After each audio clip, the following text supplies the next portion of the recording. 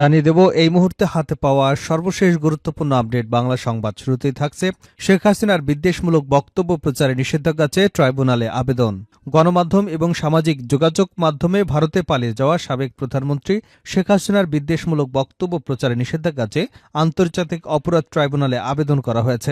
বৃহস্পতিবার সকালে প্রসিকিউশনের পক্ষে সংশ্লিষ্ট শাখায় এই আবেদন করে। এবারে জানাবো অদৃশ্য শক্তির ষড়যন্ত্র নস্যাতে ঐক্যবদ্ধ থাকতে হবে তারেক রহমান। সব ধরনের বিতর্কিত কর্মকাণ্ড থেকে বিরত থাকার জন্য নেতাকর্মীদের প্রতি আহ্বান জানিয়েছেন বিএনপির ভারপ্রাপ্ত চেয়ারম্যান তারেক রহমান। তিনি বলেন, বিএনপি সরকার গঠন করেছে, কিছু নেতাকর্মীর এমন ধারণায় দলের ইমেজ ক্ষতিগ্রস্ত হচ্ছে। আগামী নির্বাচন অনেক কঠিন হবে, অনেক ষড়যন্ত্র হচ্ছে। অদৃশ্য শক্তির ষড়যন্ত্র নস্যাতে সবাইকে ঐক্যবদ্ধ থাকতে হবে। এবারে থাকছে ভারতকে বুঝতে হবে এটা শেখ হাসিনার বাংলাদেশ নয় আবু হানিফ। ভারতের আগরতলায় অবস্থিত বাংলাদেশ সহকারী হাইকমিশনে হামলার প্রতিবাদ এবং হামলাকারীদের গ্রেপ্তার ও বিচারের দাবিতে বিক্ষোভ মিছিলের আয়োজন করে বৈষম্য বিরোধী ছাত্র আন্দোলন। বুধবার সন্ধ্যা ৬টায় রাজু ভাস্কর্যের সামনে এই বিক্ষোভ মিছিল অনুষ্ঠিত হয়। জানাবো চট্টগ্রামে আইনজীবী হত্যায় চন্দন দাস গ্রেপ্তার। পুলিশ বলছে কিরিসাতে কুপিয়েছিলেন তিনি। চট্টগ্রামে আইনজীবী সাইফুল ইসলামকে কুপিয়ে এবং পিটিয়ে হত্যার মামলায় এক আসামিকে গ্রেপ্তার করা হয়েছে। তার নাম চন্দন দাস। তিনি চট্টগ্রাম নগরের কোতোয়ালি থানার সেবক কলোনির বাসিন্দা। গতকাল বুধবার রাতে কিশোরগঞ্জের ভৈরব থেকে তাকে গ্রেপ্তার করা হয়।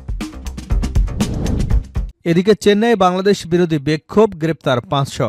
বাংলাদেশে কথিত সংখ্যালঘু নির্যাতনের প্রতিবাদে বিক্ষোভ করবার সময় ভারতের চেন্নাইয়ে অন্তত ৫০০ জনকে গ্রেপ্তার করেছে পুলিশ। গ্রেপ্তারকৃতদের মধ্যে ১০০ জন নারীও রয়েছেন।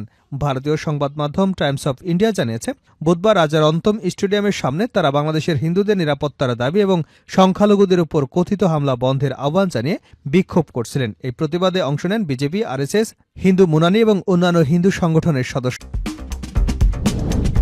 এবং সর্বশেষ জানাবো ২ বছরের জন্য জাতীয় সরকার গঠনের প্রস্তাব ভিপি নূরের। আগামী ৬ মাসের জন্য সভা সমাবেশ নিষিদ্ধ। ২ বছরের জন্য জাতীয় সরকার গঠনের প্রস্তাবের কথা জানিয়েছেন গণ অধিকার পরিষদের সভাপতি নুরুল হক নূর। বুধবার সন্ধ্যায় রাজধানীর ফরেন সার্ভিস একাডেমি থেকে বেরিয়ে তিনি সাংবাদিকদের একথা জানান। এদিন বিভিন্ন রাজনৈতিক দলের সঙ্গে কথা বলেন অন্তর্বর্তী সরকারের প্রধান উপদেষ্টা অধ্যাপক ড মোহাম্মদ ইউনূস। এতক্ষণ শিরোনাম শুনছিলেন, এবার বিস্তারিত। প্রিয় দর্শক, আপনি যদি এই চ্যানেলে নতুন হয়ে থাকেন, ভিডিওটি দেখতে দেখতে চ্যানেলটি সাবস্ক্রাইব করে আমাদের সঙ্গে থাকুন। আর এই ভিডিও সম্পর্কে আপনি আপনার মূল্যবান মতামতটি কমেন্ট বক্সে জানিয়ে দিন। আর হ্যাঁ প্রিয় দর্শক, জানিয়ে দিন ভিডিওটি কোথা থেকে দেখছেন। শেখ হাসিনার বিদ্বেষমূলক বক্তব্য প্রচারে নিষেধাজ্ঞা চেয়ে ট্রাইব্যুনালে আবেদন।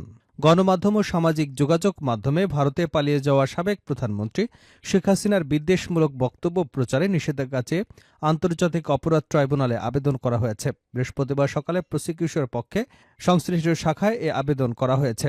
এদিন দুপুর ১২টায় বিচারপতি মোহাম্মদ গোলাম মুর্তজা মজুমদারের নেতৃত্বে ৩ সদস্যের বেঞ্চে শুনানি হয়। উল্লেখ্য, গত ৫ই আগস্ট ছাত্র জনতার গণঅভ্যুত্থানে দেশ ছেড়ে ভারতে পালিয়ে যান শেখ হাসিনা। বর্তমানে ভারতেই রয়েছেন তিনি। সেখানে থেকে অন্তর্বর্তীকালীন সরকারকে নিয়ে নানা ধরনের বক্তব্য করে যাচ্ছেন। নেতাকর্মীদের সঙ্গে ফোনে কথা বলে সেই বক্তব্য আবার নিজেই ছড়িয়ে দিতে বলছেন। সেগুলো আবার সোশ্যাল মিডিয়ায় ভাইরালও হচ্ছে। সবশেষ ভারতের মাটি থেকে মার্কিন যুক্তরাষ্ট্রে আয়োজিত এক আলোচনা সভায় ভার্চুয়ালি বক্তব্য দেন শেখ হাসিনা। সেই বক্তব্য সামাজিক যোগাযোগ মাধ্যমের বিভিন্ন প্ল্যাটফর্মে প্রচারিত হয়। প্রসিকিউশন বলছে, শেখ হাসিনা যে সমস্ত হেইট স্পিচ দিচ্ছেন তা বন্ধেই এই আবেদন। এদিকে জুলাই আগস্টে গণহত্যার ঘটনায় শেখ হাসিনার বিরুদ্ধে দায়ের করা মামলার তদন্ত ১ মাসের মধ্যে শেষ করতে গত ১৮ই নভেম্বর নির্দেশনা দিয়েছেন আন্তর্জাতিক অপরাধ ট্রাইব্যুনাল।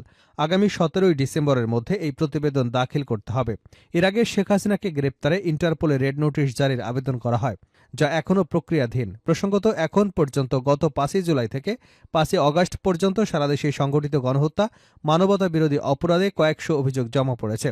আন্তর্জাতিক অপরাধ ট্রাইব্যুনালের তদন্ত সংস্থা প্রসিকিউশন অফিসে গত ১৭ই অক্টোবর শেখ হাসিনা সহ ৪৬ জনের বিরুদ্ধে গণহত্যা, মানবতা বিরোধী অপরাধের অভিযোগে গ্রেপ্তারি পরোয়ানা জারির মধ্য দিয়ে আন্তর্জাতিক অপরাধ ট্রাইব্যুনালের বিচারক কার্যক্রম শুরু করেন।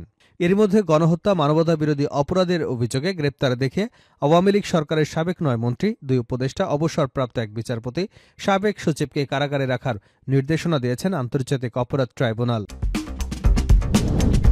চেন্নাই বাংলাদেশ বিরোধী বিক্ষোভ, গ্রেপ্তার ৫০০। বাংলাদেশে কথিত সংখ্যালঘু নির্যাতনের প্রতিবাদে বিক্ষোভ করবার সময় ভারতের চেন্নাইয়ে অন্তত ৫০০ জনকে গ্রেপ্তার করেছে পুলিশ। গ্রেপ্তারকৃতদের মধ্যে ১০০ জন নারীও রয়েছেন। ভারতীয় সংবাদ মাধ্যম টাইমস অফ ইন্ডিয়া জানিয়েছে, বুধবার রাজা রন্তম স্টেডিয়ামের সামনে তারা বাংলাদেশের হিন্দুদের নিরাপত্তার দাবি এবং সংখ্যালঘুদের উপর কথিত হামলা বন্ধের আহ্বান জানিয়ে বিক্ষোভ করেছিলেন। এই প্রতিবাদে অংশ নেন বিজেপি, আরএসএস, এবিপি, হিন্দু মুনানি এবং অন্যান্য হিন্দু সংগঠনের সদস্যরা।